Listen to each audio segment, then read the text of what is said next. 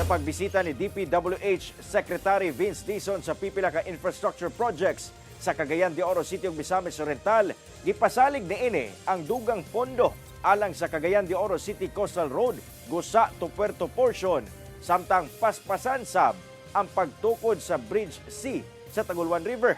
Aniya ang ako report.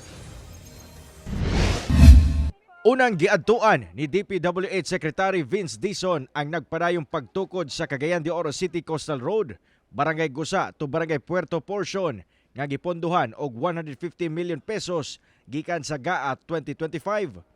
34 billion pesos ang gikinahanglan nga pondo aron makumpleto ang proyekto, lakip na dinhi ang pagbayad sa road right of way.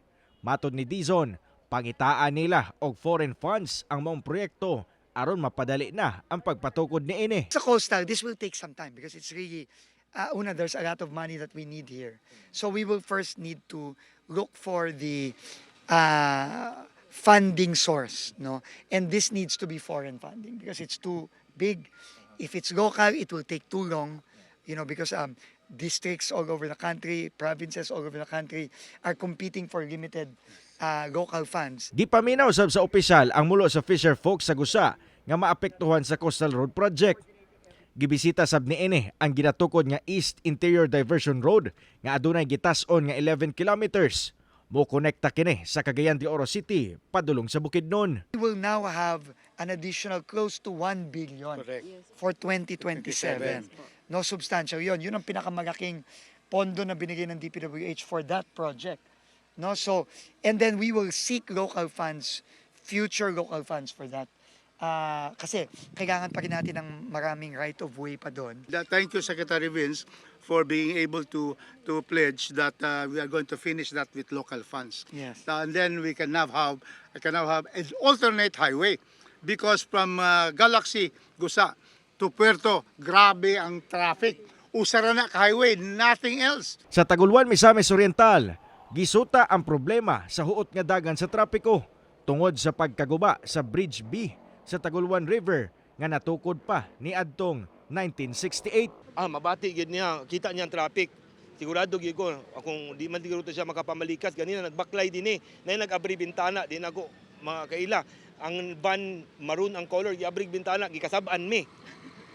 At least kabalo siya gikasab-an mi, kita siya nga unsa kasuko ng mga tawo nga dili mahuman ang tulay sa DPWH. Gipasalig ni Dizon nga Hunyo 2027 matapos na ang ginatukod nga Bridge C nga mo'y mupagaan sa dagan sa trapiko. Hindi naman from from Mindanao from Luzon, Visayas dito dumadaan going to Mindanao and going back eh.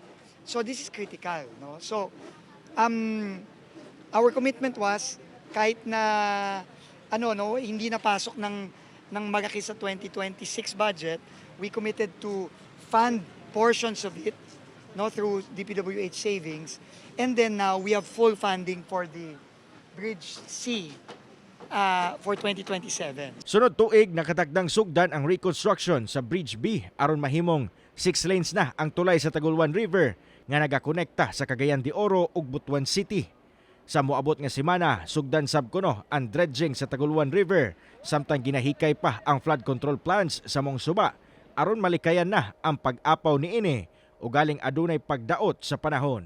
Kauban si Jaybert Pairat, Cyril Chavez, One Mindanao.